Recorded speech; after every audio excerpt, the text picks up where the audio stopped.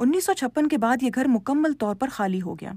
खाली होने के बाद यहाँ कुछ अरसे तक रिकॉर्ड और सेटलमेंट ऑफिस कायम हुआ, जिस दौरान इस घर के 2 कमरे इंतजामिया की तरफ से इस्तेमाल होते रहे, लेकिन बाकी इमारत ज़्यादातर खाली रही। 1970 की दहाई में हैदराबाद में लसानी फसादात के दौरान मुखी हाउस को सरकारी दफ्तर समझते हुए इसके एक हिस्से को आग भी लगा दी गई थी। इसके बाद मुखी हाउस में रेंजर्स का दफ्तर भी कायम किया गया।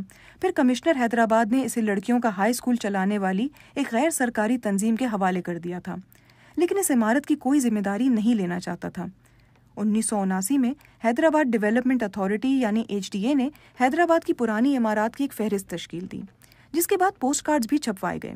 इन पोस्ट कार्ड्स में मुखी हाउस भी शामिल था, लेकिन मुखी हाउस इन पोस्ट कार्ड्स का हिस्सा तो बन गया, लेकिन इससे आगे कुछ नहीं हो सका, क्योंकि ये इमारत कई अरसे तक ज़िला इंतज़ामिया के साथ जुड़ी रही और मुखी हाउस को मुख्तलिफ दफातर के सुपुर्द किया जाता रहा।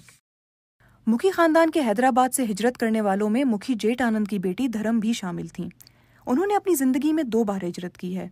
पहले बरे सग़ीर की तकसीम के बाद हैदराबाद से बम्बई, जो अब मुंबई कहलाता है, और फिर मुंबई से अमरीका की मगरबी रियासत हवाई के लिए हिजरत की।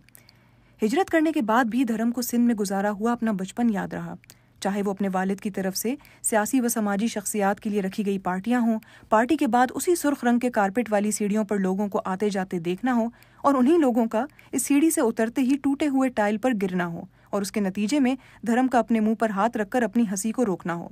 फिर घर के आंगन में तरह तरह के कपड़ों में खिंचवाई गई तस्वीरें हों, या फिर उनके घर जवाहरलाल नेहरू का आना हो। ये सब बातें उन्हें मुखी हाउस से जाने के कई सालों बाद भी याद रहीं।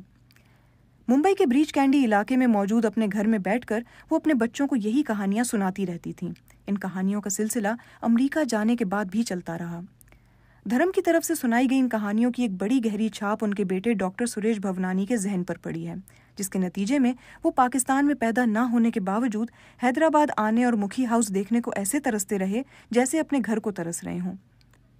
उनकी ये ख्वाहिश तब पूरी हुई जब मुखी जेठ आनंद के भाई गोविंद राम की बेटी इंद्रू वट्टूमल की मुलाकात सिंध के मारूफ आर्कियोलॉजिस्ट डॉक्टर कलीमुल्लाह लाशारी से हुई।